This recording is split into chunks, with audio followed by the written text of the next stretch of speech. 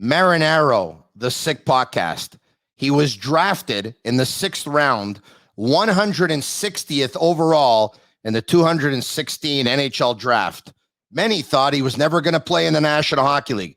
But after 4 years in the OHL and 3 years in the American Hockey League with the Laval Rocket, he got an opportunity with the Canadiens. 51 games, 5 goals, 6 assists, 11 points, 81 penalty minutes, sticking up for his teammates.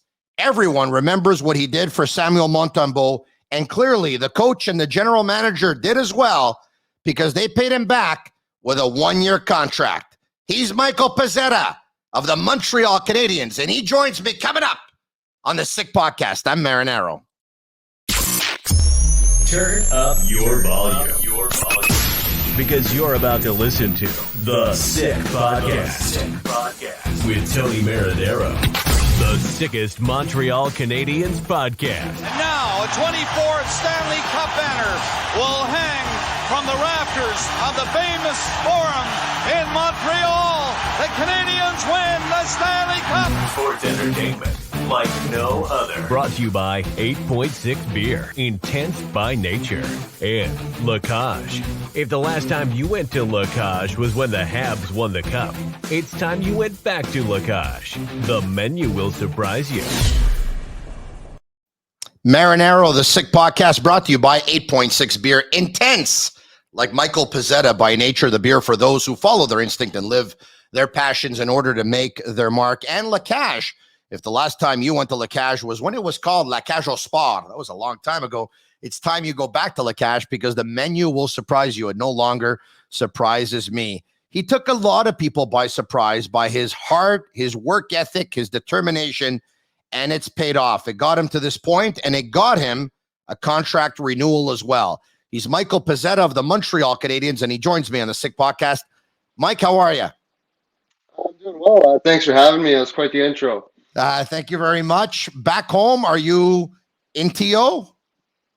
Yeah, back home in Toronto now. I went on a little trip and then spent some time in Montreal, but I've been back home for like 3 weeks now. All right, okay. So any vacation this summer? Anything for you? Anything lined up? Well, me and my girlfriend, we'd gone to, France and Italy. We did a week in France and then 2 weeks in Italy.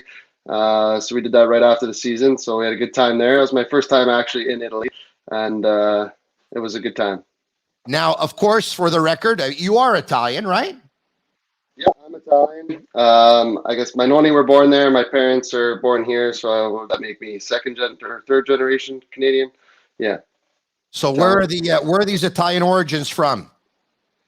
So my nonni on my mom's side are from Trento, and on my dad's side, they're from Udine and Sicily. All right. I'm Sicilian, or at least my parents are. I am. They were born in Sicily, but I was born here. But I've been back to Sicily probably about 7 or 8 times. Where did you visit in Italy? I'm curious. We did Cinque Terre, Florence, Rome, and Sorrento. Did about 3-4 days in each place. Sounds like a pretty nice trip, huh? Oh, it was beautiful, and the food was amazing, and definitely see why everyone likes it there. Did you pick up any Italian words? How much Italian do you know or you don't know? I'm not going to embarrass myself right now, but when I was a kid, I used to be pretty good because my parents used to speak to, they still speak to my nonni in Italian. They used to speak to me in Italian, but I'm not going to try anything crazy here. That's pretty cool. Mike, once again, good for you, everything you were able to accomplish this year. 6th round pick, I talked about it right from the start, 160th overall in the 2016 draft, 4 years in the OHL, 3 years in Sudbury. In the last season, you moved over to Sarnia. This is what your coach had to say, your coach from Sudbury, regarding 10 Pezzettas. Let's see if we can bring it up. If you could have 10 Pezzettas on your team, I'm sure any coach would. Former Sudbury Wolves coach David Matzo said that. That's pretty cool, huh? Yeah, Matty's a really good coach and a really good person. Had a lot of good memories from Sudbury and junior hockey, and just kind of the same player I was now. Just put my work boots on and came to the office every day and did my job, So I think I got a lot of respect around the league and from my coaches and fellow teammates for doing that. So no one can ever count out my work ethic, that's for sure. Mike, at what point did you say to yourself, I'm going to do it? Like, I'm going to make the jump to the big league. Is it something that you think about and is always in the back of your mind? Is it something that you personally didn't think about because you didn't want to put that added pressure? Did you just say, let's just stick to the plan and work hard? How do you approach everyday life and how do you approach your professional career? I think for me, it was just every day was try to play in the NHL. I mean, I think that's every kid's dream. And from when I was a little kid, I always told everybody that I was going to play in the NHL one day. And obviously, that's a reality now, but it came down to just coming and working just every single day and just doing little things and trying to just do more than other people every single day to build my skills to where they wanted to be. Growing up in minor hockey, I was always a really good player. I mean, I was a first-round pick to Sudbury in the OHL, and then came across some road bumps there, but then got drafted. Maybe had a slower third season, and then really picked it up my fourth year. Then coming to pro, it was a grind, you know, in and out of the lineup all the time, fighting for your spot. I got sent down to the East Coast at one point, so just like mentally staying strong and just always believing in myself and believing that maybe not everybody gets an opportunity, but chances are you're going to get an opportunity at some point. And if I've done everything right to be ready for that opportunity, I can succeed. You know what I mean? Yeah. At any point, did you ever stop believing? Like when you got sent down to the East Coast Hockey League, it's easy to say, man, what in the world is going on with my career? Did any of those thoughts ever enter your mind at all? And if so, how were you able to get back on track? I think like a pivotal point for me was probably my second year. There was a point where I had been scratched probably 7 or 8 games in a row, and we were on the road. It was a little bit of a longer road trip, and it's just I was the only guy bag skating. All the other guys were playing, and it had been tough. I was just couldn't understand why I wasn't playing. I felt like I was doing the right things. Obviously I was working hard doing all those things, and I was just sitting there, and I was sitting on the bench, like catching my breath after just doing a rep. It was pretty tiring, and I was like almost like broke down a little bit to myself, like, and I just remember sitting there like, I just never want to feel like this, you know, and I just felt so down in the dumps, and it's just like I'm just working so hard. It's just not like nothing's happening, you know. I'm not getting those results. I'm not getting those chances, and I just said to myself like, it was just tough, and I was just like, I just don't want to feel like this anymore. And I just got up, and it was like, okay, push harder. Whatever you're doing is not hard enough. It's got to be harder. And I just kind of built myself up from there, built up some energy, and then kept it going. Now, talk to me about the moment you found out that you were going to play your first game with the Montreal Canadiens. If you can relive that moment with me from the second you found out that you were going to play that first game, how you got the news, how you felt about it, who were the first people that you shared it with. Just take me through the entire day and the entire night, the entire game, if you can. Yeah, so I guess when I got called up, we had just had our Halloween party in Laval. We were supposed to have 2 days off, so definitely had a little bit of fun at the Halloween party. And next day, I was just kind of relaxing, and I get a call from a California number, and I was like, "Oh, California number? That's a weird number." And then I'm looking at it, and I was like, "Oh, I realized it's probably JF. Like he was in California coaching, right?" And then pick up the phone, and I was just like, he told me I got called up, and I was there with my girlfriend, and we were just like super excited, and I couldn't believe it. And then first call went to my parents for sure, and my brother, and just let them know that I got called up. And then I texted all my buddies, let them know before the news was going to break on Twitter or something. So then from there, next day, first practice, and then I find out I'm going to be playing against Detroit the next day. So I just try to text all my buddies and my family and try to get them tickets. So I ended up, I think maybe 30 people ended up coming down to Montreal, and it was just surreal. Like we won the game, which was great because obviously the Canadiens weren't off to a good start. So it was just fun to be able to win that game and then to be able to celebrate with everybody and really enjoy it, you know. And I felt like I had a good game too. So it was just a surreal experience. If there's one moment I would say that stood out from your season more than the others, I think it was really appreciated, obviously, by your teammates. And I know the fans, you talked about Twitter. Everyone was on Twitter all over it. I mean, you were a rock star for doing it. But you stood up for goalie Samuel Montembeault, who was run by Zach Cashin. And if we could just have a quick image of what happened right after. There you go. You and he tussled, and that's the aftermath right there. But, I mean, obviously the guys love you, and you would think it's the logical reaction that a player should have when someone takes a liberty on one of their teammates. But, not everyone does it, and somebody has to do it. And talk to me about how important it was for you the second that you saw Montembeault get run over to step up and say, I got to do something. Yeah, I mean, the minute he got there, I kind of knew that I needed to do something, especially like nothing had happened on the ice, and like there's circumstances, like it is what it is. But I was like, I'm the guy that's on the team that it's not that it's my responsibility, but it's like I need to step up here, and I was just waiting for my chance to get on the ice and match up with him. And then I matched up with him at the faceoff, and I let him know, I was like, look, like we got to fight here. And he didn't necessarily want to fight, not because he didn't want to fight me. It was just the third period, and I had been quite a while since the hit, and I was like, look, this puck drops, I'm going to jump you. Like, I got to fight you. And whatever, we fought, and I think it's just a matter of, it's like a respect thing, like I'm letting the guys know that I'm going to stand in there and take on anybody in the league if they're taking liberties on the guys, and I just want to protect them and make them feel more comfortable out there. Did anyone say anything to you after the game? Any one of your teammates just come by, either give you a tap or say something to you? Yeah, all the guys gave me a tap, and I think Monty came up to me in the locker room after and said thank you as well. I think that's something that all the guys do. Like when someone stands up for a teammate, I think everyone gets in there and definitely give a thank you and a little stick tap on the shin pads there to say that you appreciate what they did. Like obviously it's not easy taking on some big guys and getting in a fight sometimes. So I think everyone respects when someone stands up for someone. Speaking of not easy taking on big guys, here's an image with you and one of the biggest guys in the National Hockey League, Ryan Reeves.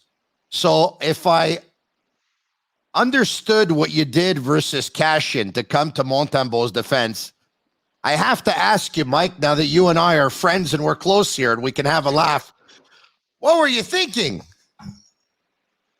Honestly, like I just got called up. We played Detroit. I think it was 3 games. We played Detroit, Boston, and then we were in New York, Madison Square Gardens, right? So in Detroit, I get my first point in the National League. So I'm obviously super excited. And then we play Boston. I get my first goal. And I'm like, what an amazing way to finish it off. We'll try to fight the toughest guy in the league, or one of them anyways. And kind of just, he made a hit, and I asked him if he wanted to go, and it kind of happened easier than I thought. I thought I was going to have to stand in there and really not just ask him a lot more than I would. Just said it once, like, hey, you want to go? And he was like, gloves are coming off. I was like, all right, let's do this. So obviously I didn't want to do a lot better than what I did, but I think I got a lot of respect from guys for stepping in there, and I never lost the fight and had guys on other teams come up to me and be like, hey, good job, kid. Like, way to step in there and fight Revo. So, yeah. Okay, I understand it now. All right, okay. Mike, you made your mark and you got your chance with Dominic Ducharme as coach. And then a coaching change happens and it goes to Marty St. Louis. And when a coaching change happens, players want to know where they're going to stand with the new coach, right? As much as you were happy for Marty, were you worried where you stood at that point? Because everything that you did you feel like you had to prove yourself over again now to a new coach? For sure. And I think every day for me last year was just proving myself, right? Like I never had an easy day or a day where I could kind of take my foot off the gas. But obviously you had established yourself a bit with Dom, and he was accustomed to how you played, but also it was a new opportunity with Marty. You have a new coach coming in, and you can establish yourself a different way, right? So anytime there's a new coach coming in, I think everyone steps up, like it's like, hey, I gotta prove myself. You want to get slotted into the right places, right? So I think definitely when Marty came in, it was a matter of stepping up and trying to prove yourself all over again. Is there one moment during the season between you and Marty St. Louis that you can share with us where he probably gave you some pretty good advice? Yeah, I think I've said before in another interview, but pretty early on in his time there, he had pulled me aside after one of the video sessions, and he was showing me video, and it was just like a play I'd made on the boards. It was just pretty simple hockey play. Got on the boards, kind of chipped it out. Guy was slashing with speed, And it was a good play. Like, there was nothing wrong with it. But he sat me down and he said, look, is this the best play available? He goes, it was a good hockey play. You didn't do anything wrong. But was it the best play available? So he told me, like, moving forward, he's like, he wants you to live, like, not just survive, you know? So that really stuck with me. And it was a matter of, okay, like, get out of your comfort zone. Like, take an extra second. You know, you're having a coach that wants you to play with the puck more, you know what I mean? Instead of just playing simple hockey. So, well, you still have to play simple hockey, but I think you understand what I'm saying. So I think that really stood out to me, and it gave me a lot of confidence in him. So yeah. He gives you liberty, gives you some freedom.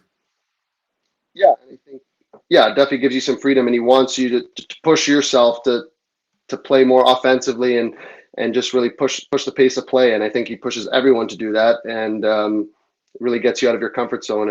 And if it works, it can be extremely successful. That sounds like a lot of fun, right? To have that kind of mindset, that kind of philosophy. It's fun to play like that.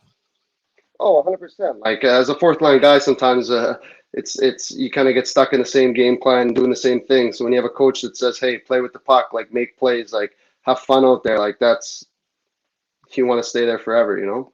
Yeah. Mike, they say it's one thing to make it to the National Hockey League. It's another thing to stick. Obviously, every player has to work on a lot of things to be able to stick and get better. But what's your point of emphasis right now? The one thing more than anything else that you really want to improve going into next season? Just getting more comfortable with the puck, making sure that my puck skills and everything is up to par with where it needs to be, so that I can comfortably make the right hockey plays. I know I can play the game at that pace and have the mind to understand the game. So it's a matter of making sure that my skills can match up to that, so that I can do and make the plays that I want to make. So just working on that, and working on my game down low. Definitely got to be a beast behind the net, and working down low and stuff like that. So definitely focusing on those things this summer. So this summer, who will you be working with? How much time will you spend on ice, off ice? Give me a typical day for Mike Pezzetta, what it's going to look like. Yeah, so when I was in Montreal, I was training there with the trainers there, and the skills coach Adam on the ice. And then now that I'm back home, I work out with Andy O'Brien, his name is. Yeah, so, I know him. He works with Crosby. Yeah, he's Crosby's trainer, so he writes all our programming. So, like, let's just say today, in the morning, I worked out. We had a 2-hour workout, and I drove to the ice. We're on the ice for an hour and a half. And then when we get off this podcast here, I set up a shooting pad in my backyard. Well, it's been set up for a few years now, but we just upgraded it.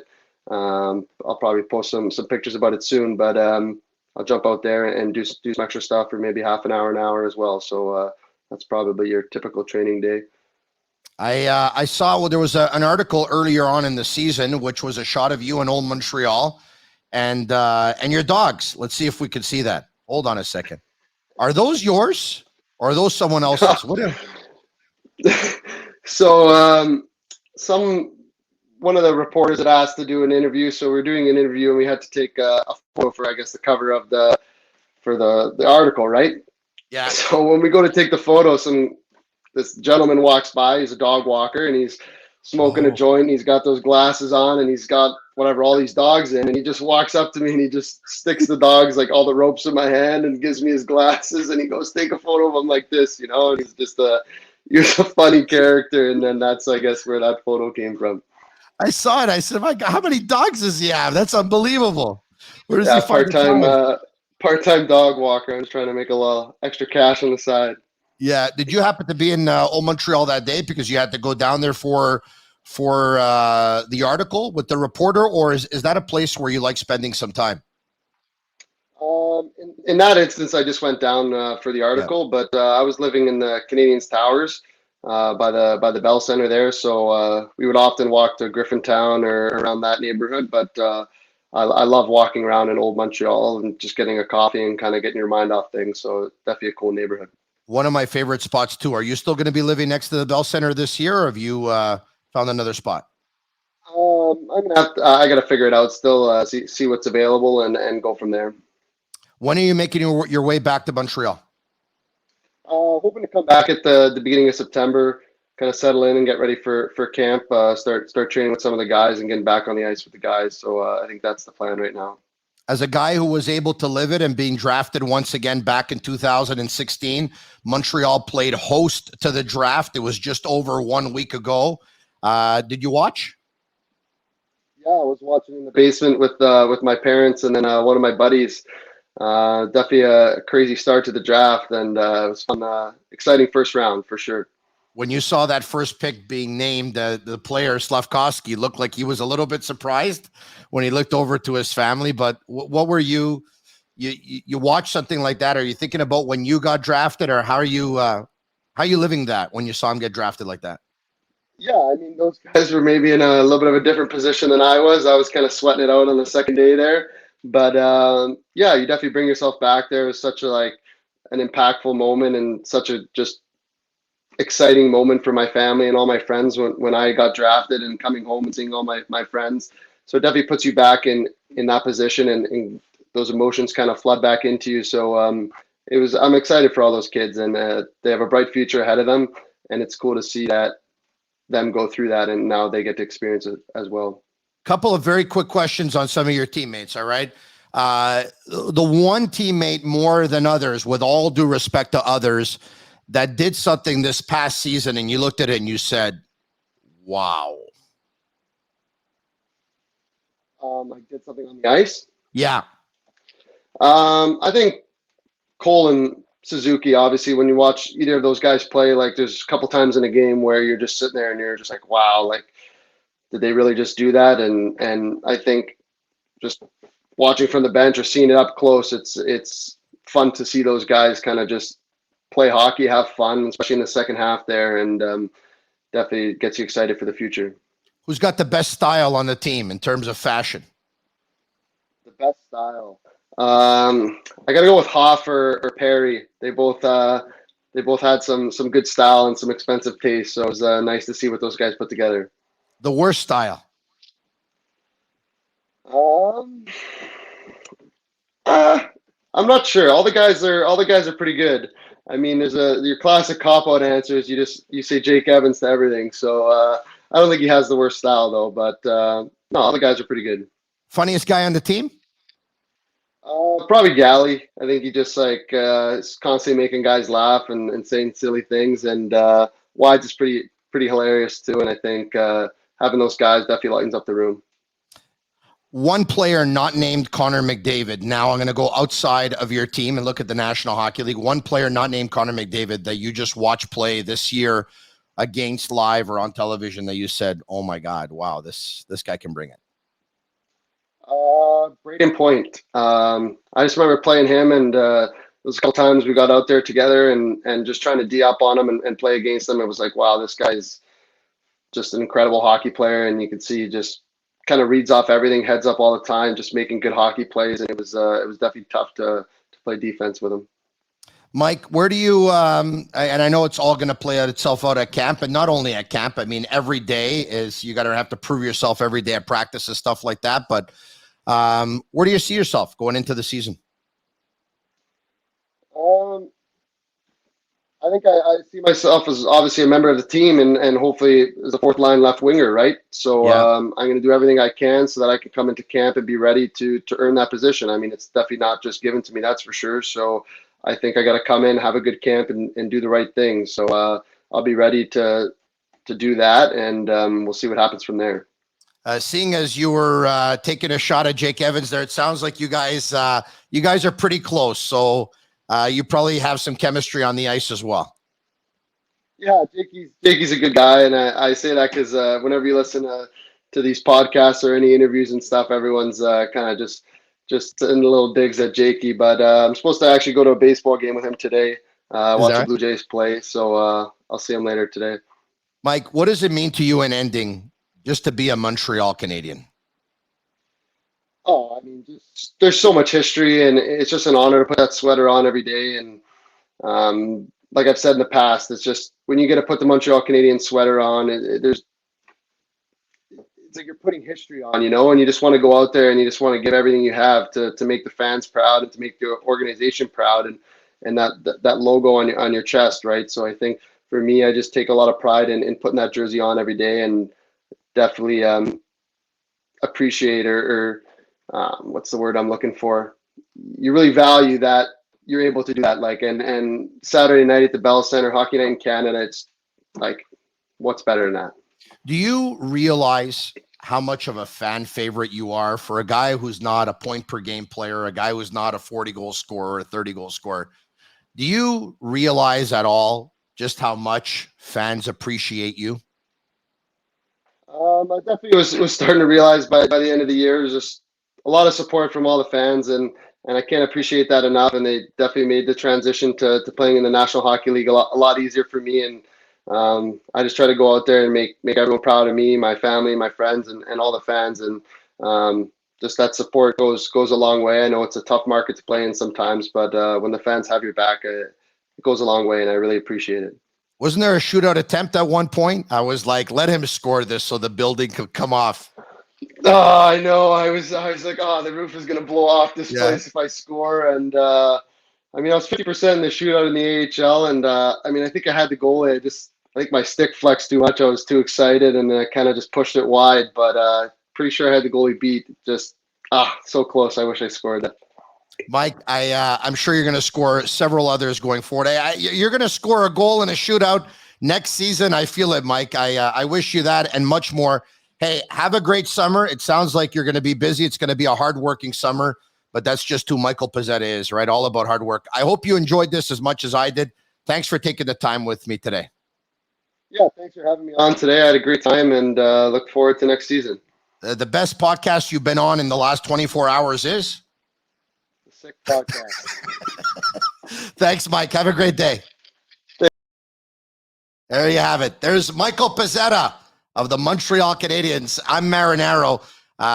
You can follow us on Facebook, Instagram, and Twitter, and check us out. And of course, subscribe to our YouTube channel, and you'll be notified as soon as we upload an episode or we go live. Mike Pezzetta, what a sick hockey player. That was a sick conversation. I loved it. I hope you did too. Thanks for watching the Sick Podcast. And that's a wrap. Hope you don't miss us too much until next time. Follow the Sick Podcast with Tony Marinaro on YouTube, Instagram, Facebook, Google Play, and Apple Podcasts. The Sick Podcast is brought to you by 8.6, Intense by Nature, and La Cage. If the last time you went to La Cage was when the Habs won the cup, it's time you went back to La Cage. The menu will surprise you.